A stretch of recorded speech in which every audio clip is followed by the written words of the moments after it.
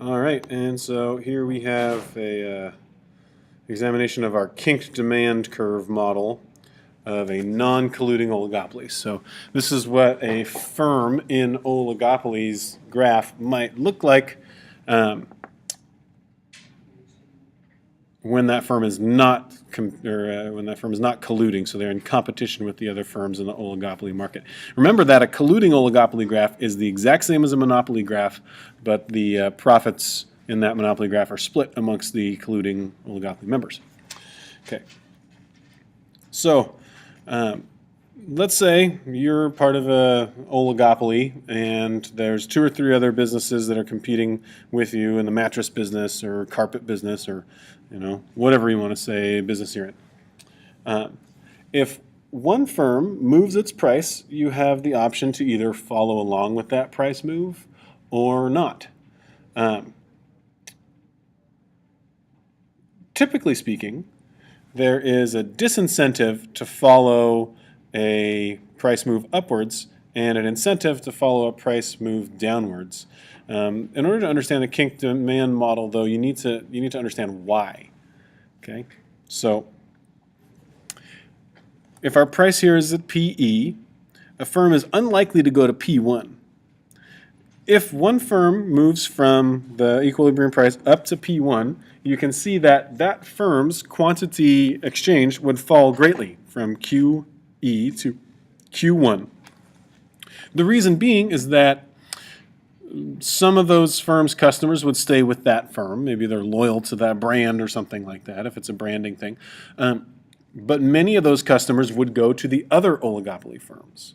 And the other oligopoly firms know this, and so that's why they would not follow that rise in price, because they would be hoping to capture those the other firm's customers, right? So if I raise my price to P1, you're going to keep your price at PE because you're hoping that my customers are now going to go to you, and thereby increasing your potential for profits. On the other hand, if I lower my price, our price is at PE, if I lower my price to P2, I might be trying to capture your customers. So I lower my price to P2 and your customers start leaving your store and coming over to my store. Well, you could either match that or not, but most of the time what we see is firms in oligopoly will match that price move downward. So what does that mean? That means that as price goes down from PE to P2, some new customers come into the market, customers that weren't in the market previously, right? That customers that were not willing and able to pay P sub E. So some new customers come into the market. But since all of the firms move their prices down in oligopoly, none of the firms steal customers from each other. And of all of the new customers to come into the market, only a fraction of that number of customers come to each one firm. So let's say if you're an oligopoly firm and I'm an oligopoly firm and we're in competition with each other and then one other person, well, we lower our price from PE to P2 trying to steal customers from each other, but we all lower our price so we don't end up stealing any customers. And some new customers come into the market, but each one of us only gets 1/3 of those new customers that come into the market because of the now lower price. So we all sell more, but not very much more. Now, here's where it gets a little bit more complicated. The marginal revenue curve has this big gap in it right underneath. It's at the same quantity as the kink in demand. And you'll notice that the marginal revenue curve changes slope to be more steeply downward after the jump. And the reason why is that if I lower my price to try to capture new customers, I have to lower my price for everybody, even for all of the customers that I already have. So let's say, for example, I have 30 customers and I lower my price by $1.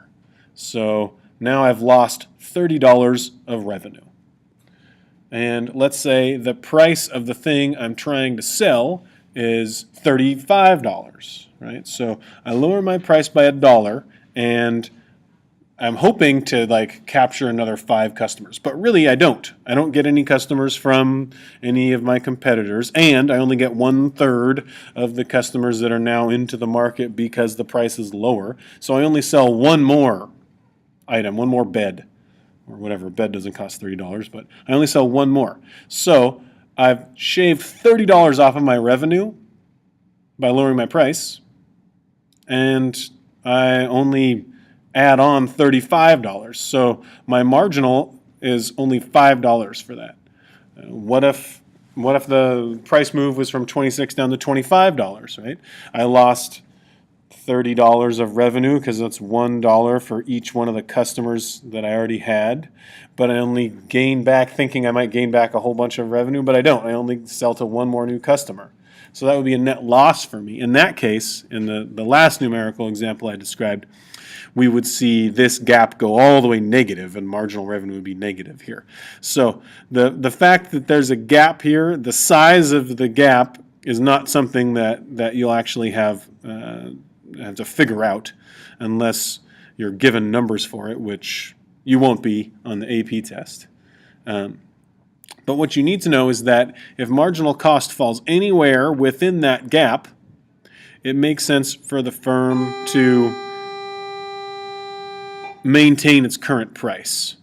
And so in this way, the Kinked demand shows that in an oligopoly where firms compete with each other, prices will remain level even if there's some shock to the market, some new technology that shifts marginal cost out, or some drop in competition that changes the demand curve slightly. As long as the marginal cost curve passes the gap and marginal revenue, the profit maximizing quantity will stay here at our equilibrium price and equilibrium quantity. So that's the Kinked demand model. Here's a couple of questions to answer. We just went over this stuff. See if you can answer these questions. If you can't, replay the video.